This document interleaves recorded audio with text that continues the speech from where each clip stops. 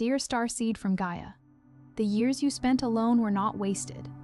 They were the sacred architecture of something so vast, so luminous, that the universe itself has been holding its breath waiting for this moment to arrive.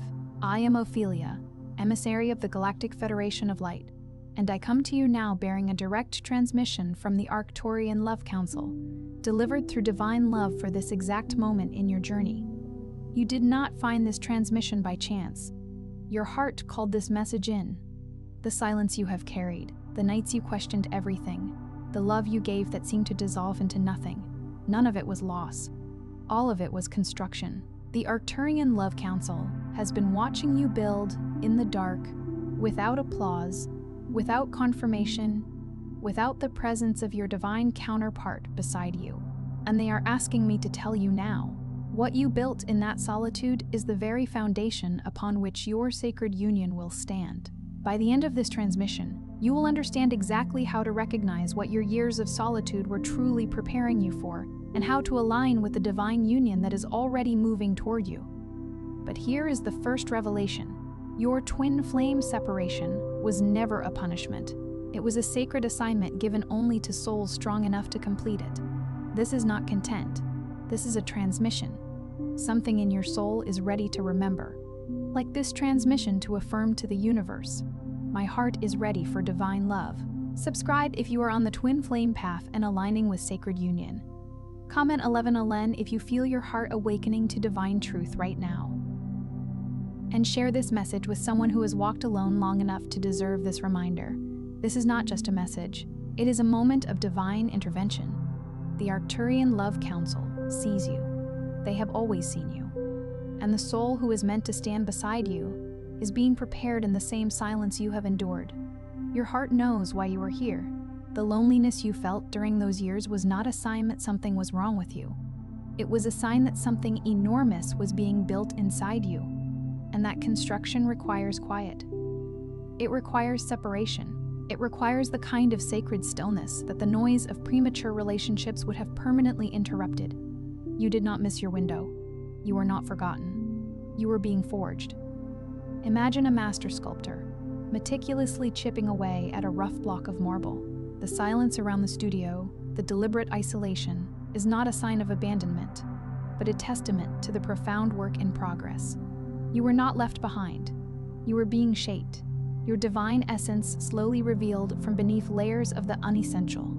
This quiet period was the crucible where your true form was being hammered out, making you ready for the sacred union you were destined for. Most souls who struggle to find divine love, real love, not the kind that asks you to shrink yourself to be accepted, are not struggling because they are unlovable. They are struggling because they carry a wound so old, so deeply embedded in the nervous system, that it has become invisible. It no longer feels like a wound. It feels like identity. It whispers in the language of facts. I am too much. I am not enough. I am difficult to love. I want things that don't exist. And because that whisper sounds like truth, it is never questioned. It is simply obeyed. You organize your entire life around a lie you inherited before you had the language to challenge it. Think of this inherited wound as a deeply ingrained habit, a shadow self that has learned to mimic reality. It's like wearing glasses with a distorted prescription from birth. Everything you see, every interaction you have, is filtered through that inherited perception. The whispers aren't just thoughts. They are ancient echoes, imprinted on your energetic field, directing your choices and shaping your desires in ways that keep you tethered to a false narrative of scarcity. This internal dialogue becomes the unconscious architect of your reality, building walls where doors are meant to be, all based on a forgotten blueprint of unworthiness. There is a pattern that repeats across almost every soul who was called to experience sacred union in this lifetime, and it is this. The deeper the love they are capable of giving, the more harshly they were taught to doubt that they deserved to receive it. This is not coincidence. This is the architecture of the wound. The ones who came here to love most profoundly were also the ones most carefully taught that love was conditional, fragile, something to be earned through sacrifice or silence or strategic invisibility. You learned to love without being seen. You learned to give without asking. You learned that your depth made others uncomfortable. and so you started hiding it, folding it into yourself like something shameful. When in truth, it was always your greatest sacred gift. Consider the most vibrant flower, blooming in a hidden glade, its fragrance only appreciated by the wind and the rare passerby. Its very nature is to express its fullness, yet it learned to dim its petals because it was told its brilliance was too much for the surrounding landscape. This is the soul's journey, to reclaim the inherent right to express its full spectrum of love, not as a transaction, but as its purest form of being. The sacred gift you hold is not meant to be hidden. It is the very light that calls your divine counterpart home. Not every soul who hears this message is ready to act on it. But if your heart is beating differently right now, if something inside you whispered, "This is for me," then the next step has already chosen you. The Divine Love Frequency Code holds the complete activation sequence for sacred partnership, the wound clearing, the recognition map, the 11-minute practice that shifts your entire energetic field. You will find it in the first pinned comment below, but only while this window remains open. Feel that internal resonance, that subtle tremor of recognition. It's not an external invitation you need to accept. It's an internal alignment, a tuning fork struck within your very being. This is the universe whispering, not just speaking, confirming that you are precisely where you need to be, ready for the next octave of your soul's unfolding. The window is not merely a temporal opportunity. It is a state of receptivity, a sacred space carved out for your profound transformation. What the years of solitude were actually doing. And this is the part that most people never understand until long after it has already happened, is clearing the residue of every relationship that was not yours to keep. Every connection that ended, even the ones that broke you in ways you are still recovering from, was an energetic curriculum. Not a punishment, a curriculum. Each one asked you to look at something inside yourself that you were not yet ready to see. Some of those lessons took longer than others. Some of them required multiple repetitions because the first time, the second time, even the third time, the pain was so acute that you could not yet locate the teaching inside it. You were too busy surviving. And survival is its own kind of wisdom. But now, right now, in this moment, you are no longer just surviving. You are beginning to understand. Think of each past relationship as a room in a grand spiritual house you are renovating. Some rooms were left in disarray, filled with the echoes of arguments or the dust of unfulfilled promises. Solitude was the time you spent meticulously cleaning, repairing, and clearing out the debris. Not to forget what happened, but to reclaim the space for its highest purpose. Each tear shed, each moment of loneliness, was a solvent dissolving old energetic attachments, preparing the foundation for a love that honors your wholeness. Survival taught you resilience. Understanding is the wisdom that allows you to integrate that resilience into a conscious creation of love. The first key that unlocks divine love is not a technique. It is not a visualization or an affirmation. It is a recognition, a bone-deep, no longer negotiable recognition, that you are worthy of being loved exactly as you are. Not the version of you that has finally healed everything. Not the version of you that no longer has wounds or triggers or complicated histories. The version of you that exists right now, in this body, in this moment, with every unfinished piece still present. Worthiness is not the destination. It is the beginning, and until that recognition takes root, not in the mind, where it can be recited without being felt, but in the body, in the chest, in the place behind the sternum where the deepest truths live, the door to sacred union cannot open, not because the universe is withholding, but because a heart that does not believe it deserves love cannot recognize love when it arrives. It will mistake it for danger. It will push it away while simultaneously aching for it. It will find reasons the person is wrong, the timing is off, the connection is too good to be real. The wound protects itself by disguising itself as discernment. This recognition of inherent worthiness is like the sun finally breaking through dense clouds. Not because the clouds are gone, but because the light has found its way. It's a cellular knowing, a deep hum within your bones that says, "I am enough, just as I am." This is the foundation upon which all true love is built. Without this unwavering inner validation, even the most divine love will be perceived through the distorted lens of scarcity. appearing as a threat rather than a homecoming. The second key is the hardest one for most people to turn, and it is this. Your divine counterpart is not coming to complete you. They are coming to confirm you. There is a profound and painful difference between those two things, and the confusion between them has caused more unnecessary suffering on the sacred union path than perhaps any other single misunderstanding. When you seek a partner to complete you, you are seeking from emptiness. You are broadcasting a signal that says, "I am not whole." And that signal, no matter how sincere, no matter how deeply longed from, does not attract wholeness in return. It attracts mirrors of the incompleteness. It draws toward you the very patterns you are trying to escape, because frequency matches frequency without moral judgment. But when you do the work, the real work, the uncomfortable, unglamorous, deeply interior work of becoming your own source of love, something shifts in your energetic field that is not metaphorical. It is measurable in the quality of who enters your life and how they treat you and what you are willing to accept.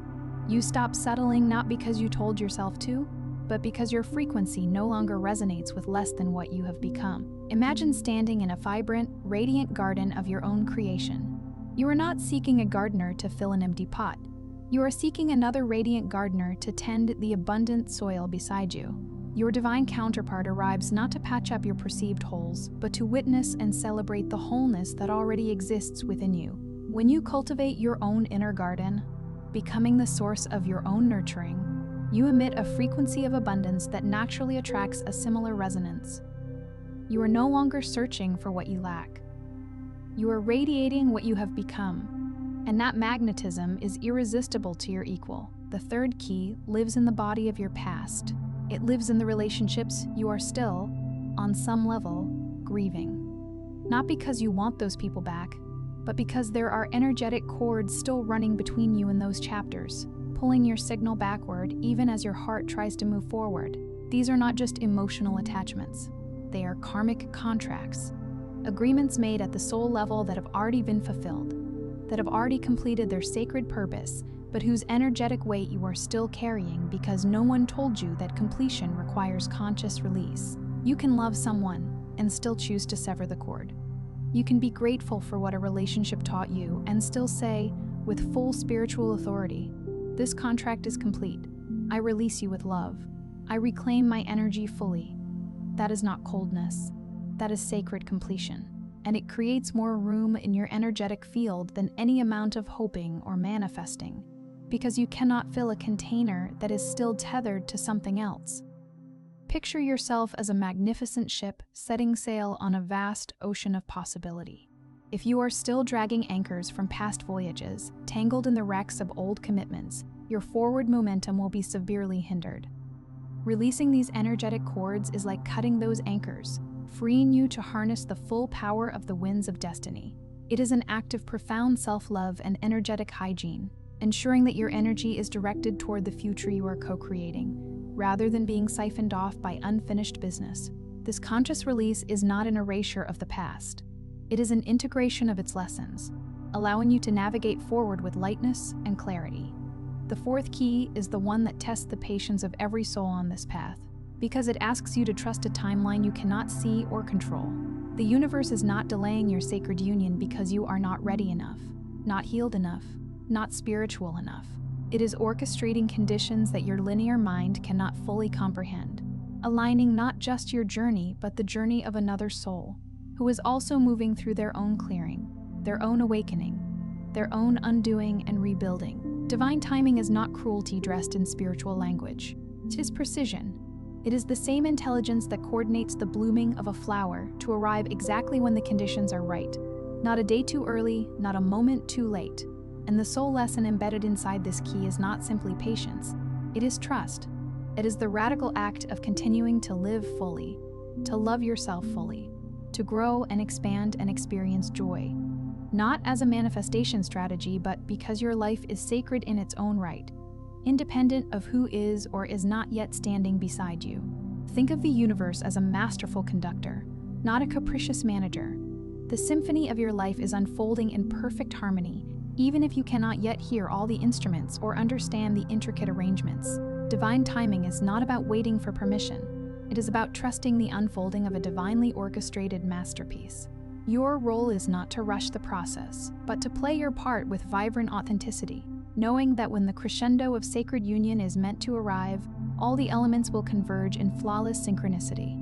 Living fully now is the most profound way to honor the grand design, proving your readiness not through passive waiting, but through active, joyous participation in your own unfolding journey.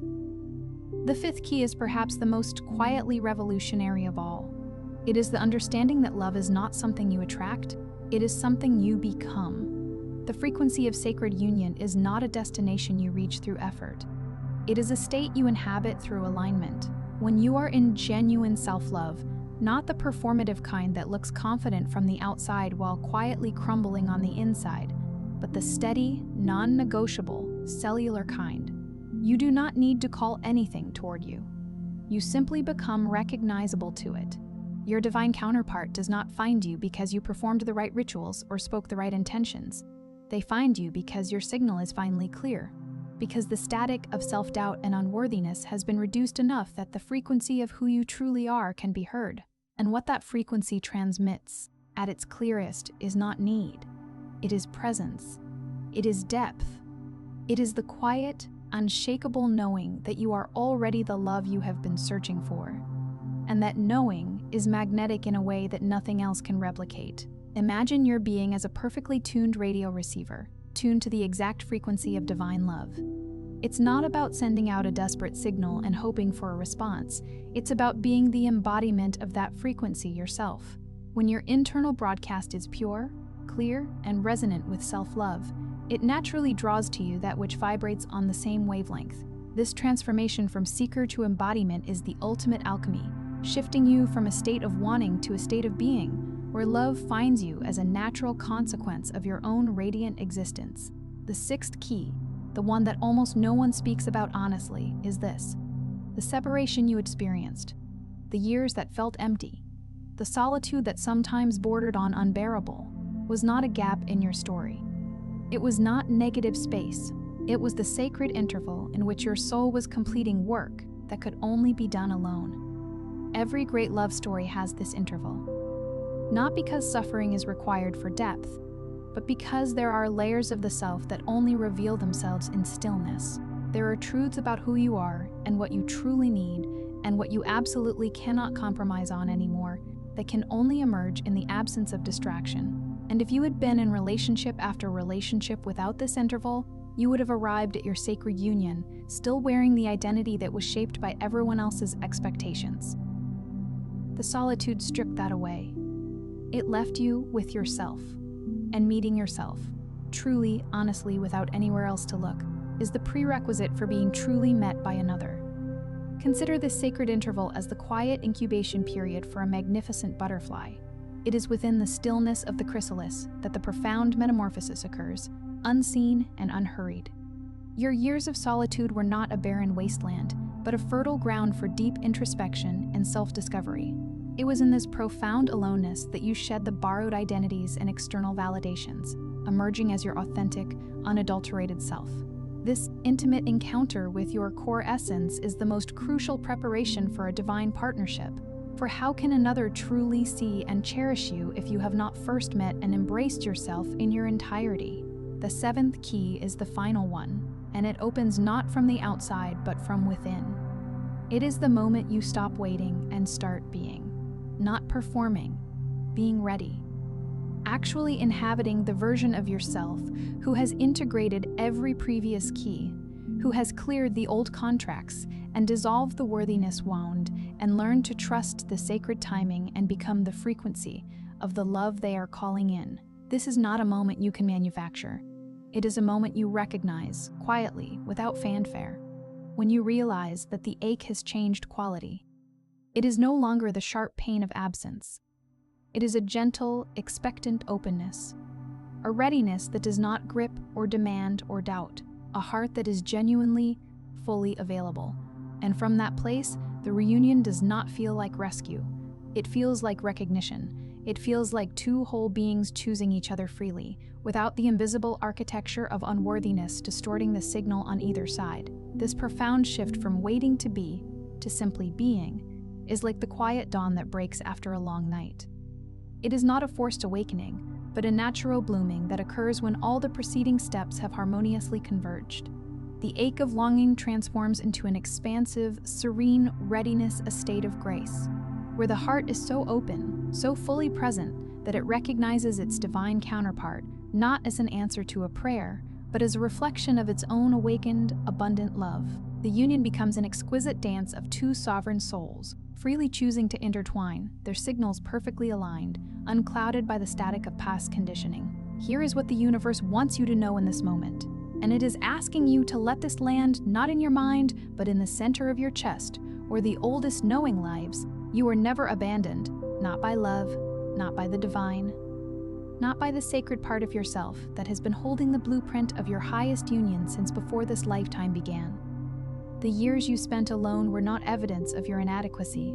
They were evidence of your preparation. They were the sacred interval. They were the forging.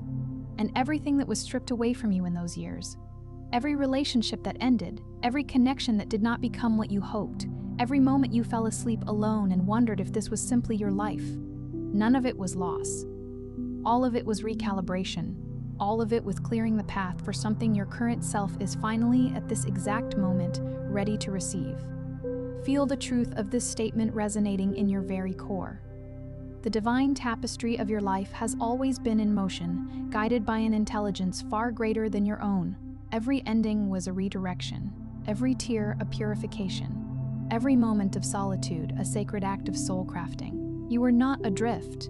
You were being anchored in the truth of your own magnificent being, preparing the sacred ground within you for the arrival of a love that mirrors your own divine essence.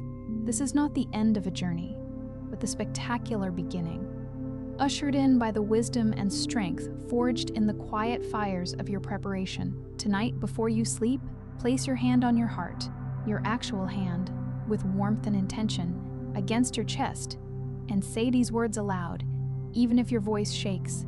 The years I spent alone were not wasted. They were building something enormous. I am ready to receive what I have been prepared for. I am open.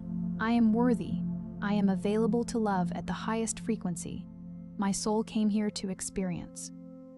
Before you scroll, take a moment to be part of what is forming here. Drop one intention in the comments, something real from your heart journey. Then respond to someone else's with encouragement or love. This is not content. It is collective healing.